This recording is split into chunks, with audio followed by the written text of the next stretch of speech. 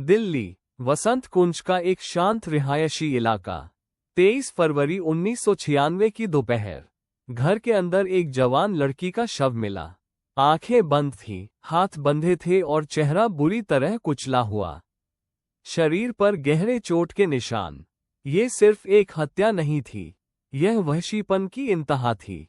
एक ऐसी वारदात जिसने पूरे देश को हिलाकर रख दिया। आज भी जब हम उस दिन को याद करते हैं तो रूह कांप उठती है।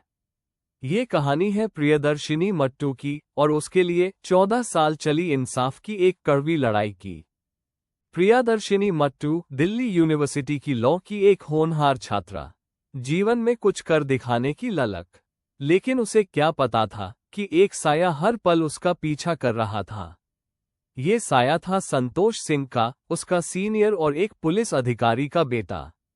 संतोष प्रियदर्शिनी को लेकर जुनूनी था। उसने प्रियदर्शिनी की जिंदगी को नरक बना दिया था।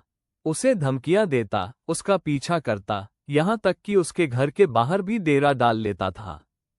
प्रियदर्शिनी ने कई बार पुलिस में शिकायत की, अपने परिवार को बताया, लेकिन हर बार संतोष सिंह अपने पिता की पहुंच और रसूख का इस्तेमाल कर बच निकलता था। मैं उसका कुछ नहीं बिगाड़ सकती, प्रियदर्शिनी ने एक बार अपनी दोस्त से कहा था। ये डर, ये हेल्पलेसनेस आखिर क्यों थी? क्या एक आम लड़की के लिए कानून और व्यवस्था मायने नहीं रखती थी? ये सवाल आज भी हम सबके मन में उठता है। 23 फरवरी 1996, वो मनहूस दिन। प्रियदर्शिनी अपने घर में अकेली थी। संतोष सिंह मौका पाकर उसके घर में घुस गया। क्या हुआ होगा उस पल? क्या प्रियदर्शिनी ने बचने की कोशिश की होगी? जरूर की होगी, लेकिन एक अकेला, निरीह व्यक्ति एक वहशी, ताकतवर इंसान का सामना कैसे करता? अगले कुछ घंटों में प्रियदर्शिनी के साथ जो बर्बरता हुई, वो शब्दों में बयां नहीं की जा सकती। संतोष ने प्रियदर्शिनी का रेप किया और फिर बेरहमी से उसकी हत्या कर दी। उसने प्रियदर्शिनी के सिर पर हेलमेट से कई वार किए, जिससे उसकी पहचान मुश्किल हो गई थी। इसके बाद उसने वहां से सबूत मिटाने की भी कोशिश की।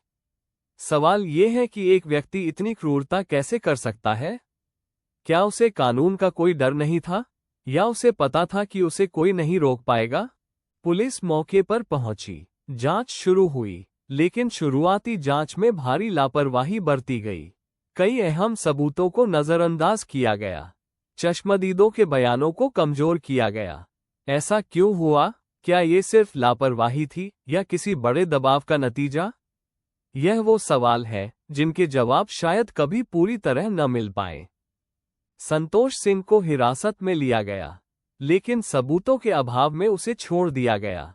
कल्पना कीजिए, प्रियदर्शिनी के परिवार पर क्या बीती होगी। उनकी बेटी का कातिल खुलेआम घूम रहा था। ये सिर्फ उनके लिए नहीं, बल्कि पूरे समाज के लिए एक बड़ा झटका था। क्या हमारा कानून इतना कमजोर था कि एक अपराधी को सिर्फ रसूख के दम पर छोड़ दिया जाए? जनता में गुस्सा भड़क उठा। मीडिया ने इस केस को उठाया। लोगों ने इंसाफ की मांग की। आखिरकार दबाव में आकर केस को सीबीआई को सौंप दिया गया। सीबीआई ने फिर से जांच शुरू की। इस बार उन्होंने हर छोटे से छोटे सबूत को खंगालना शुरू किया। लेकिन क्या 6 महीने बाद, जब घटनास्थल पर कई बदलाव हो चुके थे, तब भी असली सबूत मिल पाना संभव था? सीबीआई ने नए सिरे से सबूत इकट्ठा किए। प्रियदर्शिनी के बाल, कपड़े और घटनास्थल से मिले अन्य अवशेषों को जांच के लिए भेजा गया। संतोष सिंह के खिलाफ फोरेंसिक सबूत जुटाए गए। यह एक मुश्किल काम था, क्योंकि समय बीत चुका था। लेकिन सीबीआई की टीम ने हार नहीं मानी। उन्होंने एक एक करके कड़ियों को जोड़ना शुरू किया। साल 1999 में निचली अदालत ने संतोष सिंह को बरी कर दिया। सबूतों का अभाव, ये कहकर उसे निर्दोष करार दिया गया। ये खबर सुनकर देश दंग रह गया। एक होनहार लड़की की बेरहमी से हत्या हुई थी और हत्यारा आजाद था। क्या ये भारतीय न्याय प्रणाली की विफलता थी? क्या अमीर और ताकतवर लोग हमेशा कानून से बच निकलते हैं? प्रियदर्शिनी के पिता चमन लाल मट्टू ने हार नहीं मानी। उन्होंने दिल्ली हाई कोर्ट में अपील की। यह एक लंबी और थका देने वाली लड़ाई थी। हर सुनवाई पर उम्मीद जगती और फिर टूट जाती, लेकिन उन्होंने अपनी बेटी के लिए इंसाफ पाने की कसम खाई थी। उनका दृढ़ संकल्प ही इस केस को जिंदा रख रहा था। 2006 में दिल्ली हाई कोर्ट ने निचली अदालत के फैसले को पलट दिया। कोर्ट ने संतोष सिंह को प्रियदर्शिनी की हत्या और रेप का दोषी पाया। यह एक ऐतिहासिक फैसला था। 10 साल बाद प्रियदर्शिनी को आखिरकार इंसाफ की पहली किरण दिखी। पूरा देश इस फैसले से खुश था। यह आम जनता की जीत थी। हाई कोर्ट ने संतोष सिंह को फांसी की सजा सुनाई। इस फैसले से प्रियदर्शिनी के परिवार ने राहत की सांस ली। लेकिन ये लड़ाई अभी खत्म नहीं हुई थी। संतोष सिंह ने सुप्रीम कोर्ट का दरवाजा खटखटाया। भारतीय न्याय प्रणाली की यह प्रक्रिया धीमी जरूर है, लेकिन इसमें हर अपराधी को अपने बचाव का मौका मिलता है। सुप्रीम कोर्ट में भी कई साल तक सुनवाई चलती रही। हर सुनवाई में उम्मीदें बंधती और टूटती थीं। देश की निगाहें इस केस पर थीं। क्या सुप्रीम कोर्ट भी हाई कोर्ट के फैसले को बरकरार रखेगा, या फिर से कोई नया मोड़ आएगा? ये सवाल हर किसी के जहन में था। 6 अक्टूबर 2010, वह ऐतिहासिक दिन। सुप्रीम कोर्ट ने संतोष सिंह को दोषी करार दिया, लेकिन उसकी फांसी की सजा को उम्र कैद में बदल दिया। हालांकि फांसी नहीं मिली, पर यह प्रियदर्शिनी और उसके परिवार के लिए एक बड़ी जीत थी। 14 साल बाद प्रियदर्शिनी को आखिरकार इंसाफ मिला। संतोष सिंह को जेल की सलाखों के पीछे भेज दिया गया। प्रियदर्शिनी मट्टू का केस भारतीय न्याय प्रणाली के लिए एक मिसाल बन गया। ये दिखाता है कि भले ही इंसाफ मिलने में देर लगे, लेकिन वो मिलता जरूर है। यह उन सभी लोगों के लिए एक उम्मीद है जो अपने प्रियजनों के लिए इंसाफ की लड़ाई लड़ रहे हैं। कानून और व्यवस्था को बनाए रखने के लिए ये जरूरी है कि हर अपराधी को सजा मिले। ये केस ये भी सिखाता है कि रसूख और पैसा हमेशा काम नहीं आता। एक दिन कानून अपना काम जरूर करता है।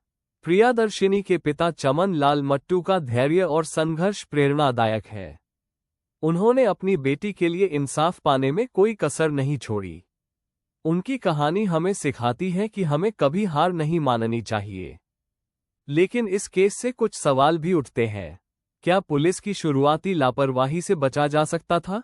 क्या कानून को और सख्त बनाने की जरूरत है ताकि अपराधी शुरू में ही न बच पाएं?